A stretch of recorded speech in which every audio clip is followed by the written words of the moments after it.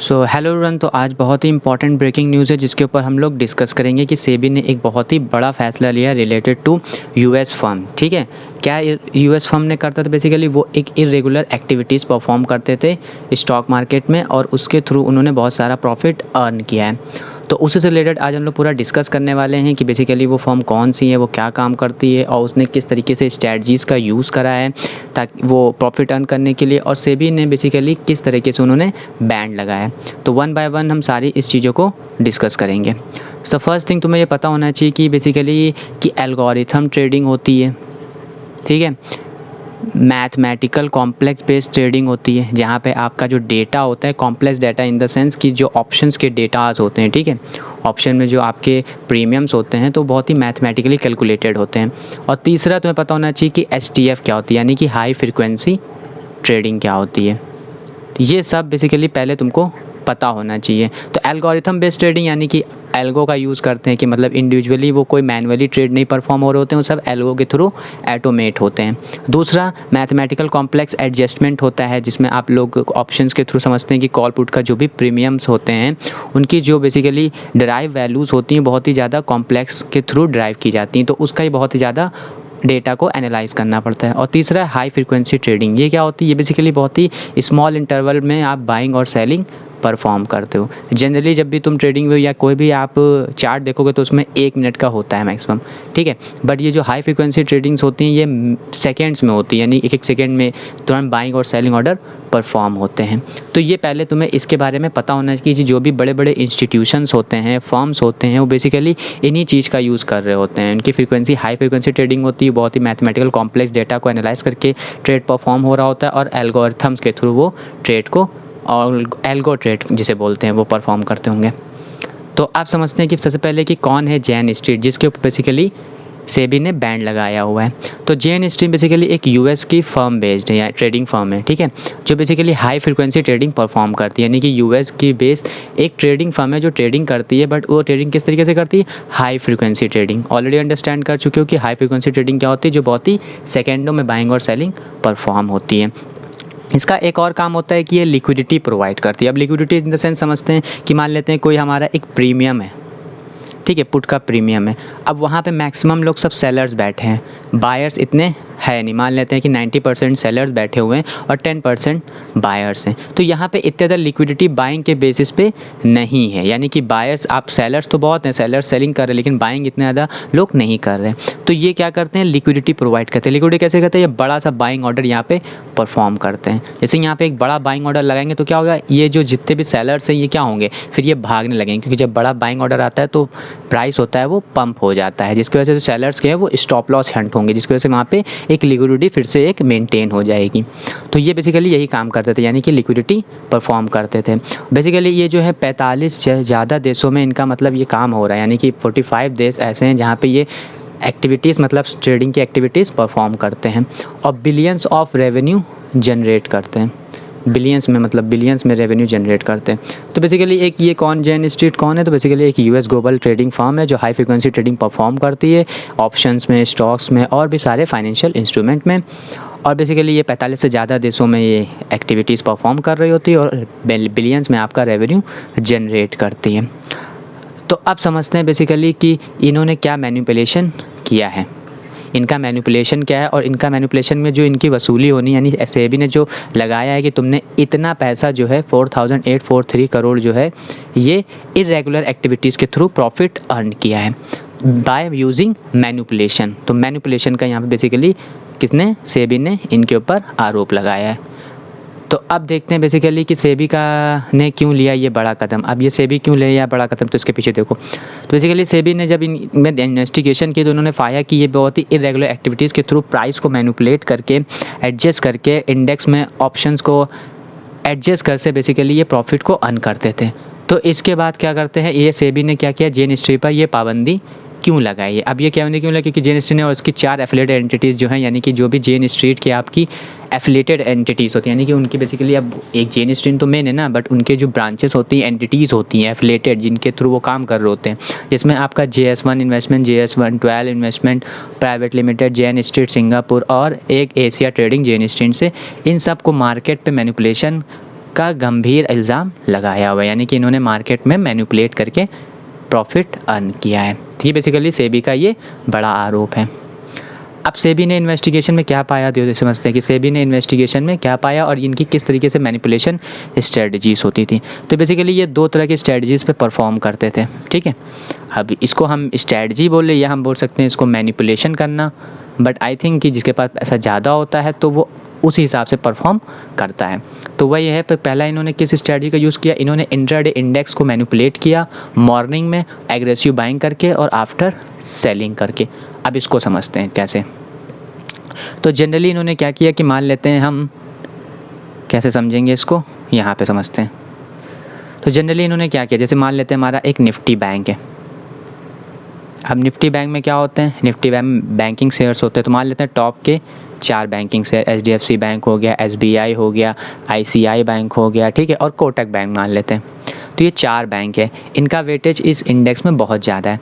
तो ये पहला मतलब किस तरीके से अप्रोच करते थे कि सुबह मॉर्निंग में क्या करते थे ये लोग, मॉर्निंग में ये सारे शेयर्स को बाइंग करते थे, एग्रेसिव बाइंग करते थे। अब जब बहुत ही ज़्यादा एग्रेसिव बाइंग करेंगे तो क्या होगा, इंडेक्स जो होगा वो, क्योंकि इन्हीं से लिंक है इंडेक्स तुम्हारा, तो जैसे इसमें एग्रेसिव बाइंग आएगी तो इंडेक्स जो होगा निफ्टी बैंक का वो अपने आप पंप होने लगेगा, यानी कि राइज होने लगेगा, बढ़ जाएगा। अब जब बढ़ जाता है, मान लेते हैं पहले यहाँ पे इसने यहाँ पे ओपन हुआ और इन शेयर्स में इन्होंने एग्रेसिव बाइंग की, जिसकी वजह से ये इंडेक्स कहाँ पहुँच गया, यहाँ मान लेते हैं 1% ऊपर चढ़ा गया। अब क्या करते हैं, क्योंकि इंडेक्स है तो इंडेक्स के ऑप्शंस होते हैं। ऑप्शंस इन द सेंस एक कॉल होता है, एक पुट होता है।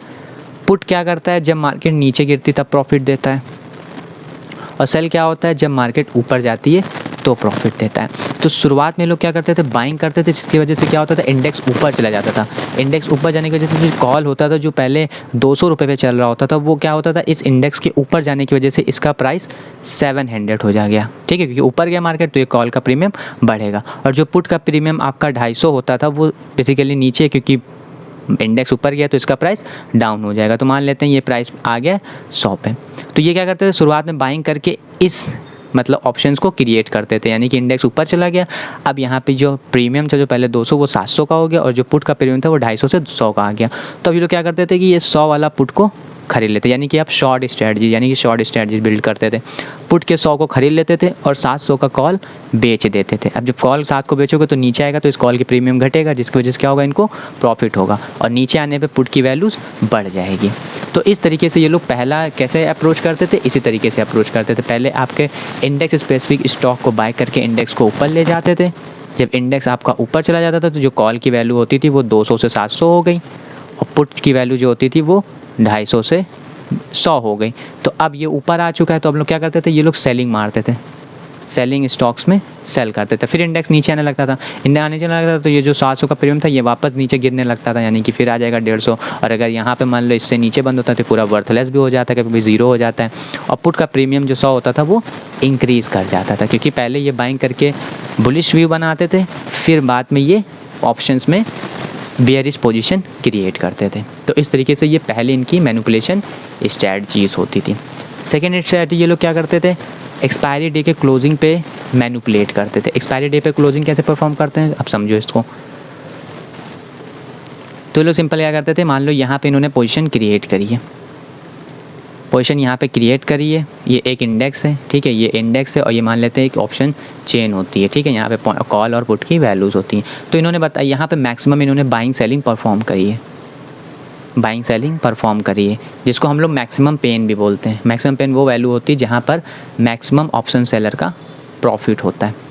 अब इनको अब मान लेते हैं मार्केट यहाँ पे है, लेकिन इनको पता है कि अगर हम मार्केट को यहाँ लाएंगे यहाँ पे हमें मैक्सिमम प्रॉफिट जनरेट होगा, मैक्सिमम प्रॉफिट जनरेट होगा। या मार्केट नीचे है तो ये ज़बरदस्ती मार्केट को ऊपर लेकर आएंगे इस पॉइंट पर, ताकि इनका मैक्सिमम प्रॉफिट जनरेट हो।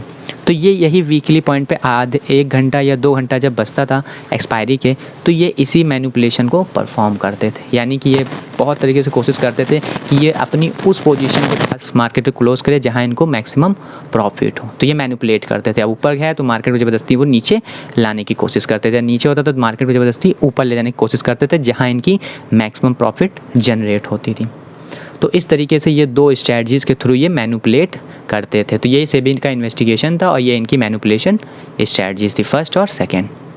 अब इससे ये लोग क्या करते थे, बड़े बड़े प्रॉफिट जनरेट करते थे, ठीक है। अब 2023 जनवरी से मार्च 2025 में इन्होंने लगभग 43,289 करोड़ का टोटल प्रॉफिट किया है, ठीक है, खासकर इंडेक्स ऑप्शन में। और ये भी बात थी, ये जितना स्टॉक्स हो गया या फ्यूचर्स हो गए या आपका कैश मार्केट, इसमें इन्होंने लॉस किया, ठीक है। सेबी ने पाया कि इसमें इन्होंने लॉस किया क्योंकि ये सिर्फ इंडेक्स को बढ़ाने घटाने के लिए इसमें काम करते थे, जिसकी वजह से इसमें तो इन्हें लॉस हो जाता था। लेकिन इंडेक्स जो ऑप्शन था इसमें इनको बहुत बड़े बड़े प्रॉफिट होते थे, 43,289 करोड़ का प्रॉफिट हुआ, जिसमें सेबी ने पाया कि जो 4,843 करोड़ है ये अनलॉफुल गेन है। अनलॉफुल मतलब ये इरेगुलर एक्टिविटीज़ के थ्रू अर्न किया गया है। तो इसीलिए सेबी ने कहा है कि आप इस अमाउंट को सरेंडर करो, यानी कि ऑर्डर दिया है कि इस अमाउंट को हमें वापस डिपॉजिट करो। तो इट मीन्स इन्होंने लगभग 43,000 करोड़ तो कमाए ऑप्शन से, और इन्होंने 8,000 ऑलमोस्ट इन्होंने फ्यूचर कैश में लॉस किया, यानी कि ओवरऑल अगर हम देखें तो 36,000 करोड़ इन्होंने अर्न किया था, जिसमें इन्होंने सिर्फ 4,843 करोड़ ही इरेगुलर एक्टिविटीज़ के थ्रू सेबी ने पाया कि इन्होंने इरेगुलर एक्टिविटी से इतना कर, बाकी जितना भी इन्होंने अर्न किया 32,000 करोड़ वो सही अर्न किया, पता नहीं वो कैसे, ठीक है। तो ये बेसिकली बात थी कि इन्होंने इतना बड़ा प्रॉफिट कमाया है अब, लेकिन उसमें सिर्फ इनको इतना ही इरेगुलर एक्टिविटीज़ के थ्रू माना गया है कि ये गलत कमाया हुआ है। तो इसी प्रॉफिट को बस कहा है कि सेबी ने कि सरेंडर करो। तो वही है, फ्रॉडलेंट एक्टिविटीज़, मैनिपुलेटिव और अनफेयर ट्रेडिंग प्रैक्टिसेस को इन्होंने परफॉर्म किया है। तो सेबी का कहना है कि जेन स्ट्रीट ने एक ऐसी प्रैक्टिस का किया है जो इरेगुलरिटीज़ को नॉर्म का उल्लंघन करती है, यानी कि जो रेगुलर एक्टिविटीज़ होती हैं, नॉर्म है, रूल है, उसको उल्लंघन करती है, और ये मार्केट की इंटीग्रिटी को कंप्रोमाइज़ करता है। उन्हें पहले भी एनएससी द्वारा चेतावनी दी गई थी, यानी कि पहले भी उन्होंने एनएससी ने इनको, यानी कि जो आपके जेन स्ट्रीट हैं एंटिटीज़, एफिलेटेड एंटिटीज़ बोल सकते हैं या इनको खुद बोल सकते हैं, तो एनएससी ने क्या किया था, इनको चेतावनी दी थी, लेकिन उसके बावजूद उन्होंने दोबारा उसी एक्टिविटीज़ को परफॉर्म किया। तो बेसिकली समझ में आ गया कि आपको 43,000 करोड़ का, जिसमें सिर्फ इतना ही इनका अनलॉफुल गेन है, इसी को बस सेबी ने कहा है जमा कर दो, बाकी तुम 32,000 करोड़ घर ले जाओ। तो अब सेबी ने इस पर तुरंत फैसला लिया है और जांच जारी है, अभी भी जांच चल रही है कि किस तरीके से और ज़्यादा है, मतलब कहीं और बहुत ज़्यादा एक्टिविटीज़ को परफॉर्म तो नहीं किया है, रेगुलर एक्टिविटीज़ को, ठीक है। सेबी का फैसला और आगे क्या है अब देखने की बात होगी। तो वही है कि सेबी ने कहा है कि इनका बैंक अकाउंट फ्रीज़ कर दिया है और कहा है इतना राशि आपको बैंक अकाउंट से हमें फ्रीज़ कर दिया, मतलब इतना ही, सिर्फ ऐसा नहीं इन्होंने कमाया 32,000 करोड़ है, लेकिन सिर्फ इतना ही अमाउंट इन्होंने क्या किया है, सेबी ने फ्रीज़ किया है, ताकि ये इस अमाउंट को इंडिया से बाहर ना ले जा सके। जिन्होंने इल्ज़ामों का चैलेंज किया, यानी कि अब ऐसा तो है नहीं कि सेबी ने बस वो लगा दिया कि तुमने ये इल्ज़ाम लगा दिया कि तुमने ये किया है, तो अब जेन स्ट्रीट ने भी इन इल्ज़ामों को चैलेंज करते हुए कहा है कि वो सेबी के फाइंडिंग से सहमत नहीं है और रेगुलर एक्टिविटीज़ के इंजेज करेंगे। 21 दिन के समय दिया गया है उन्हें, यानी कि एक लॉ होता है ना कि किसी भी को इल्ज़ाम लगा तो तुम्हें 21 दिन में उस चीज़ को उसका प्रूफ दो, या कह सकते हैं कि सेबी ने जो इल्ज़ाम लगाया है जेन स्ट्रीट के ऊपर, तो जेन स्ट्रीट के पास 21 दिन है उसका रिस्पॉन्स देने को, ठीक है, ऑब्जेक्टिव फाइल करे और सिक्योरिटी सेट के थ्रू ऑर्डर को चैलेंज करे। तो ये सेबी का फैसला है। तो सेबी ने बेसिकली क्या किया है कि इतना इनका फ्रीज़ कर दिया अमाउंट, यानी इतना ये अमाउंट ये बाहर नहीं ले जा सकते, ठीक है, और 21 दिन का इनको अल्टीमेटम भी दिया है कि आप बेसिकली ऑब्जेक्शन फाइल करें और चैलेंज करें कि ये सही है कि नहीं किया है। तो अब इन्वेस्टिगेशन, प्रोटेक्शन, विजिलेंट अरेस्ट, तो अब इसका मतलब क्या है कि तुम लोग को बहुत ही इन्फॉर्म लेना है, क्योंकि यहाँ पे जो भी ये कि कैपिटल मार्केट है, तो कैपिटल मार्केट में बेसिकली हर कोई पैसे ही कमाना सोच रहा है, ठीक है। तो ये कैपिटल मार्केट में तुम्हें बहुत ही इन्फॉर्मेटिव रहना पड़ेगा, तुम्हें ही खुद एनालिसिस करना होगा, खुद तुम्हें समझना पड़ेगा, तब जाके इन्वेस्टमेंट करना होगा। किसी की टिप कॉल से आप नहीं कर सकते। जैसे संजीव भैसीन का भी अभी से आया था, संजीव भैसीन भी धरेगा इसी में, ठीक है। तो मेरे कहने मतलब है कि बहुत ही तुम्हें सावधान रहने की ज़रूरत है। तो आज की वीडियोस में यहीं तक हम लोग बात करते हैं। स्टे इन्फॉर्म रहें, स्टे सेफ रहें और लाइक शेयर सब्सक्राइब करें। तो बेसिकली ये था पूरा कॉन्सेप्ट कि जेन स्ट्रीट कौन है, ठीक है, सेबी ने क्या है इनके ऊपर इल्ज़ाम लगाया है, कितने का करोड़ का इल्ज़ाम लगाया है, ठीक है, और ये जेन स्ट्रीट किस स्ट्रैटेजी के थ्रू ये काम करते थे, ठीक है। ये अनलॉफुल कैटेगरी में आया, इस वजह से सेबी ने इनके ऊपर कहा कि तुमने इतना करोड़ जो भी अर्न किया वो इरेगुलर एक्टिविटीज़ के थ्रू अर्न किया, और अभी इनको मतलब इंडियन मार्केट में बैन रखा गया किसी भी तरह की एक्टिविटीज़ को बाइंग सेलिंग परफॉर्म करने में, ठीक है, मतलब रोक रखा रखी है। और फिर जेन स्ट्रीट ने इसको 21 दिन का चैलेंज, मतलब इसके ऊपर जो भी इनका निर्णय होगा जेन स्ट्रीट ने, जैसे भी ने कह दिया, तो जेन स्ट्रीट इसके ऊपर क्या फाइल करते हैं और क्या चैलेंज करते हैं उसको देखना होगा। तो स्टे इन्फॉर्म रहो, बाकी मिलते हैं नेक्स्ट वीडियो में, ठीक है। कॉन्सेप्ट में आज की वीडियो में कोई भी डाउट हो देन डेफिनेटली कमेंट बताना, एंड विल इंश्योर कि मैं नेक्स्ट वीडियो में उस कॉन्सेप्ट को कवर कर सकूँ। और जो स्ट्रैटेजीज़ हैं उसको चाहते हो कि डिटेल में वाला की ज़रूरत तो नहीं है, वैसे तुम्हें इतना समझ में आ चुका होगा। मिलते हैं नेक्स्ट वीडियो में, टिल देन बाय।